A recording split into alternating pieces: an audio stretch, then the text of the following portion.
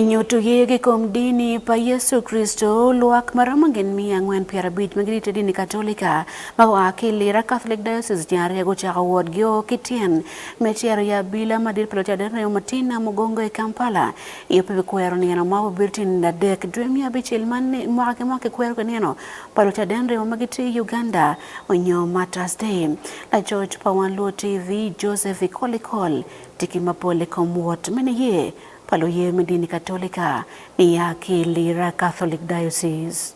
Dana maro mi ngwen ki piera bi ci teddini mi katolien go chako a ke wo lera mi wot mini ye mi bino inamugongo. I wot man gen ke bok chako gen vi wora ti magi a ko ki lera mageno gi barwate ki jomo kene madongo bini inamugongo shrine kama ki beberi ki kwe madit enirombe pa nipo pa lucha den remo mo time enidwa dek miduma bichel mwa alibario ki piera rio wiario. Wot man nini ye o chake ki Uganda Martyrs Cathedral matilera ikin chawa bongwen inge lega manok ma aki bot Reverend Father Joseph Ogwal ma elera Cathedral Parish. Chwin giti matek ni inge wot man gen giti a termi wot mail maroma mia dek ki pier bichelwia beach kun nogi bi kumu mot wanga gi o inamugongo kama yup madirtie ye. Malope ki lok pa Reverend Father Peter Okupta Gen gitie ma chwin gitek ma bena gi ngea ti ni poljo mo tika woti gitie a tera mi wot mi o namugongo kun yub ma pat bena tie ma kikero igi ilok mi cham yot kom ki nen nigu o ma kom gitie ma yot ilok ki wan luo TV Father Okota omede ki wajaneni lu wot man nyolu ye man okor pikar ma laj ma da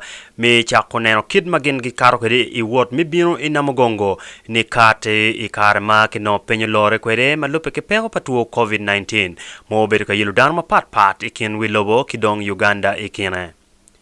Ikin luwot man inoni tie Latin mo achil manye a team wini Latin Primary 4 makwane St. Francis Primary School kun entike mwaka pa kiken mo mogo chunye ni bi woro kidano mot wang me o namugongo. Ploga ngayon mo chunye One Luo TV report man la keleo bedo Jo Ekol